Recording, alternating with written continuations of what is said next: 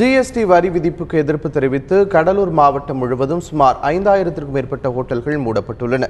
சிறிய மற்றும் பெரிய ஹோட்டல்கள் மூடப்பட்டுள்ளதால் ஹோட்டல்களை நாடி செல்பவர்களும் நீண்ட தூரம் பயணம் செய்பவர்களும் பாதிக்கப்பட்டுள்ளனர்.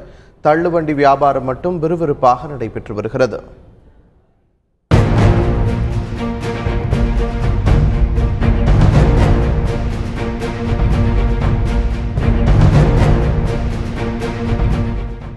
ஆன்லைன் வர்த்தகத்திற்கு எதிர்ப்பு தெரிவித்து மருந்து கடை வணிகர்கள் வேலைநிறுத்தத்தில் ஈடுபட்டுள்ளனர்.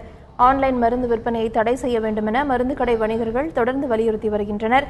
இதையடுத்து அவர்கள் இன்று வேலைநிறுத்தத்தில் ஈடுபட்டுள்ளனர். தமிழகத்தில் உள்ள சுமார் 40,000 மருந்து கடைகள் போராட்டத்தில் கலந்து கொள்வதாக மருந்து வணிகர்கள் அறிவித்துள்ளனர். ஆன்லைன் மருந்து விற்பனைக்கு தடை விதிக்க கோரி மருத்துவ வணிகர்கள் நடத்தி வரும் போராட்டத்திற்கு ஆதரவாக தஞ்சை மாவட்டம் முழுவதும் 2000 மருந்து கடைகள் அடைக்கப்பட்டுள்ளன. இதனிடையே மத்திய அரசு தங்களை அழைத்து பேசி தீர்வு காண வேண்டும் என தமிழ்நாடு மருந்து வணிகர்கள் சங்க செயலாளர் செல்வம் தெரிவித்துள்ளார். ஆன்லைன் மருந்து வணிக அனுமதியானது அனுமதிக்கப்பட்டால் பொதுமக்கள் போலி மருந்துகளும் தரமற்ற மருந்துகளும் காலாவதியான மருந்துகளும் ஆன்லைனிலே விற்கக்கூடிய வாய்ப்புகள் இருக்கின்றன.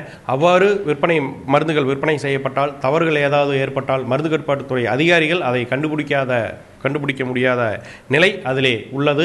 இது மிக பொதுமக்களின் உயிருக்கே ஆபத்தை விளைவிக்கக்கூடிய மிக அபாயகரமான ஒரு சட்டமாகும். எனவே இச்சட்டத்தினை கொண்டு வரக்கூடாது என்பது எங்களுடைய கோரிக்கை. ஜிஎஸ்டியிலே இருக்கக்கூடிய கடுமையான நடைமுறைகளை நாங்கள் எதிர்க்கின்றோம். மத்திய அரசு தொடர்ந்து எங்களை பேச்சுவார்த்தைக்கு அழைத்து சரியான தீர்வை வழங்காவிட்டால் நாங்கள் நிச்சயமாக அடுத்த கட்டமாக 3 நாள் கடையெடுப்பு போராட்டத்திற்கு நாங்கள் தயாராகிக் கொண்டிருக்கின்றோம்.